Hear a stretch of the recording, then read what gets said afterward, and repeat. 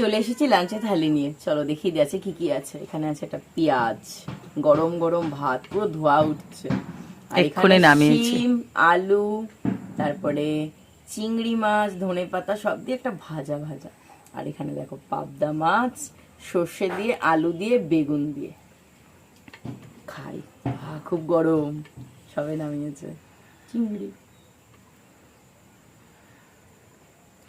এই ধরনের শীতকালে দেখবি যা দিয়ে করিস চিংড়ি দিয়ে, হ্যাঁ, সেটা বেগুন হোক, শিম হোক, হুম সেম ভাবে বাঁধাকপি, ফুলকপি যা ইচ্ছা, ওলকপি খুব ভালো লাগে। মাছটা খেয়ে গেছে।